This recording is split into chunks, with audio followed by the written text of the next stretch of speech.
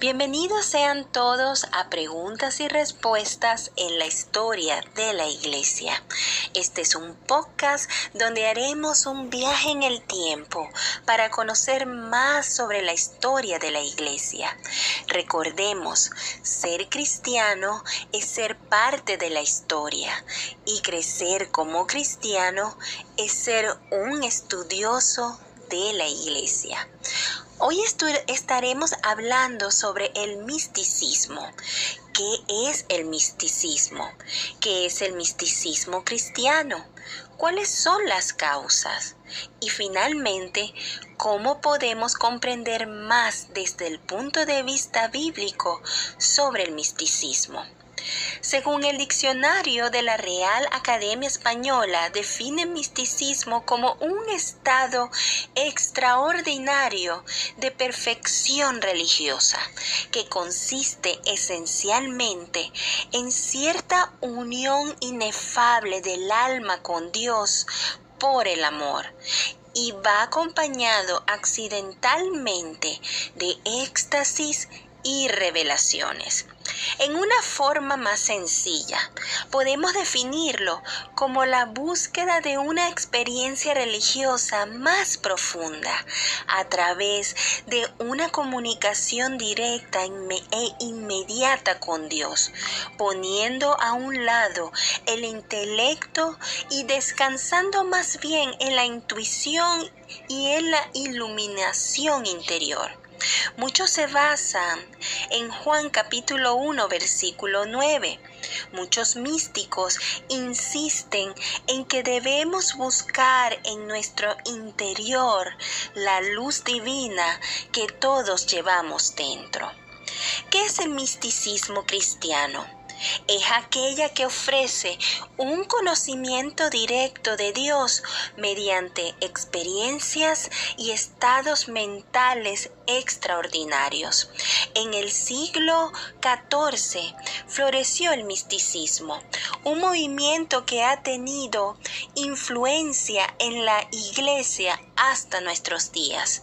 El misticismo afirma la posibilidad terrenal de una unión personal e inmediata del alma con el ser de Dios mismo. El misticismo en su conjunto no es exclusivo del cristianismo, ya que se encuentra en religiones y filosofías de todo el mundo. El misticismo cristiano afirma tener sus raíces en las Escrituras, pero también recibió la influencia de la filosofía neoplatónica a través del autor Pseudo Dionisio Areopagita y del filósofo escolástico Juan Escoto Erígena, traductor del Pseudo Dionisio en el siglo XVIII. ¿Cuáles son las causas? El misticismo cristiano surgió a partir de otras prácticas de la historia de la Iglesia que tienen cualidades mágicas e irreales, que hacen que dichas prácticas sean altamente sospechosas o poco ortodoxas. Estas prácticas incluyen el ascetismo, la superstición sacramental y la interpretación alegórica de la Escritura. El primero de estos precursores del misticismo cristiano es el ascetismo, que consiste en el rechazo radical del mundo físico. Al igual que el misticismo cristiano, el ascetismo tomó su impulso de la filosofía neoplatónica.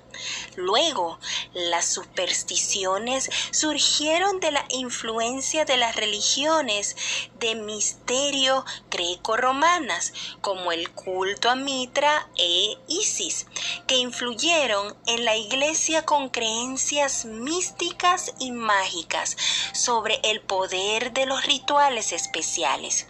Estas creencias afectaron la visión cristiana sobre los sacramentos y las reliquias de los mártires y los héroes de la iglesia. En tercer lugar, la interpretación bíblica alegórica surgió de la creencia en una exégesis cuádruple de la escritura, es decir, en lugar de un enfoque histórico centrado en Cristo, se pretendía que la Biblia tuviera significados ocultos que transmitían conocimientos metafísicos y escatológicos secretos.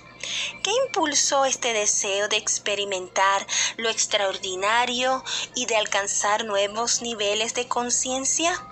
Un factor fue la mala interpretación de la Biblia. Por ejemplo, en 2 de Pedro capítulo 1 versículo 4 dice que Dios hace a los cristianos partícipes de la naturaleza divina. Este pasaje podría ser sobreespiritualizado si se lee fuera de contexto. Cuando se interpretan mal, conducen a una mezcla involuntaria del cristianismo bíblico con experiencias místicas y filosofías no cristianas y paganas. Ahora, por último, ¿cómo podemos comprender más desde el punto de vista bíblico sobre el misticismo? No hay base teológica para el misticismo en la iglesia. El misticismo generalmente implica la creencia en poderes espirituales, estados alterados de conciencia u otras creencias ocultas, ninguna de las cuales es bíblica. La fe cristiana se basa en el conocimiento de la palabra revelada de Dios, no en experiencias místicas. Por lo tanto, prácticamente cualquier práctica de misticismo en la iglesia es pecado. En 2 de Pedro, capítulo 2, desde el versículo 1 dice: pero hubo también falsos profetas entre el pueblo, como habrá entre vosotros falsos maestros, que introducirán encubiertamente herejías destructoras, y aún negarán al Señor que los rescató, atrayendo sobre sí mismos destrucción repentina, y muchos seguirán sus disoluciones, por causa de los cuales el camino de la verdad será blasfemado, y por avaricia harán mercadería de vosotros con palabras fingidas. Sobre los tales ya de largo tiempo la condenación no se tarda y su perdición no se duerme. Porque si Dios no perdonó a los ángeles que pecaron, sino que arrojándolos al infierno, los entregó a prisiones de oscuridad para ser reservados del juicio. Y si no perdonó al mundo antiguo, sino que guardó a Noé, pregonero de justicia, con otras 7 personas, trayendo el diluvio sobre el mundo de los impíos. Y si condenó por destrucción a las ciudades de Sodoma y de Gomorra, reduciéndolas a ceniza y poniéndolas de ejemplo a los que habían de vivir impíamente, y libró al justo Lot, abrumado por la nefanda conducta de los malvados, porque este justo que moraba entre ellos afligía cada día su alma justa, viendo y oyendo los hechos inicuos de ellos.